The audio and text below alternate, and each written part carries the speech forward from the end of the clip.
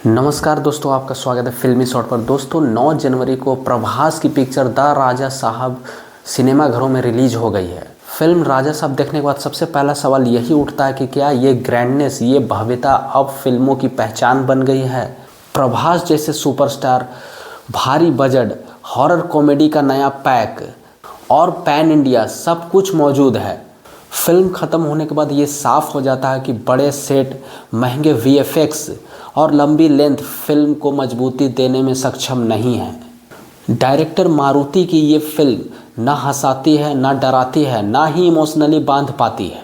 Film की कहानी शुरू होती है राजा यानी प्रभास और उनकी दादी गंगम्मा, जिसका किरदार निभाया जरीना वहाब ने।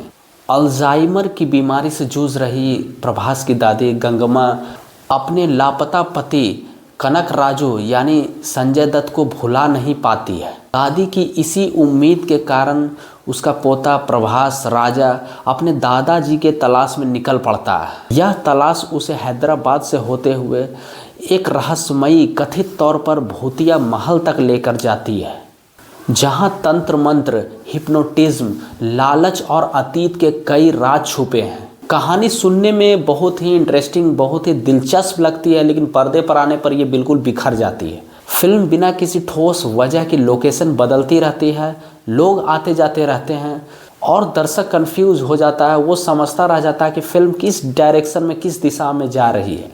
बात करें एक्टिंग की तो दोस्तों प्रभास इस फिल्म में हल्के और कॉमिक अंदाज में दिखना चाहते हैं। कुछ सीन्स में उनकी टाइमिंग काम करती है, लेकिन किरदार की गहराई इतनी कम है कि उनसे जुड़ना थोड़ा मुश्किल हो जाता है। कई सीन्स में उनके एक्सप्रेशंस अननेचुरल लगते हैं, उन्हें खुद भी यकीन नहीं हो मानो ऐसा लग रहा हो। जरीना वहाब सबसे ईमानदार परफॉर्मेंस देती है। उनके इमोशनल सीन्स असर छोड़ते हैं, खासकर क्लाइमेक्स के आसपास। संजय दत्त का किरदार दमदार हो सकता था, लेकिन स्क्रिप्ट उन्हें सीमित कर देती है।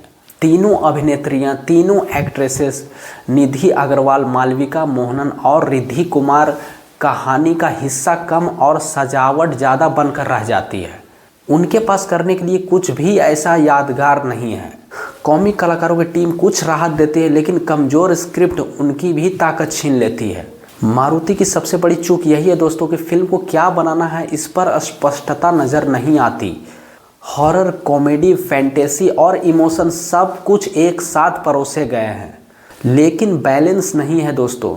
एडिटिंग फिल्म को और भारी बना देती है। करीब 3 घंटे की फिल्म थकाने लगती है। सिनेमेटोग्राफी फिल्म की एवरेज है। हद से ज़्यादा ग्रीन स्क्रीन का इस्तेमाल करना फिल्म को फेक बनाती है। वीएफएक्स इतने बड़े बजट के होते हुए भी दोस्तों कई जगह कमज़ोर और अधूरे लगते हैं।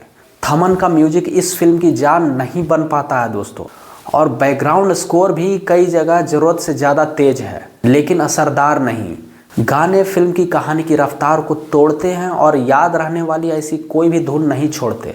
दी राजा साहब एक ऐसी फिल्म है जो पेपर पर अच्छी लगती है, लेकिन पर्दे पर नहीं।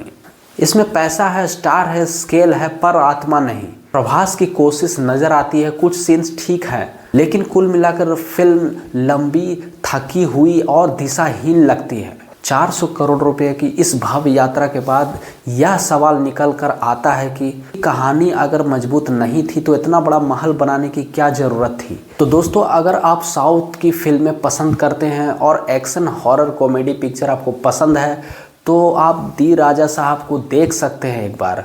तो दोस्तों दी राजा साहब मूवी पर ये थी मेरी रिव्यू। अगर आपको ये वीडियो अच्छा लगा तो लाइक करिए, चैनल को सब्सक्राइब करिए। तो दोस्तों आप अपने और अपने परिवार का अच्छे से ख्याल रखें। मिलते हैं अगले वीडियो में। नमस्कार।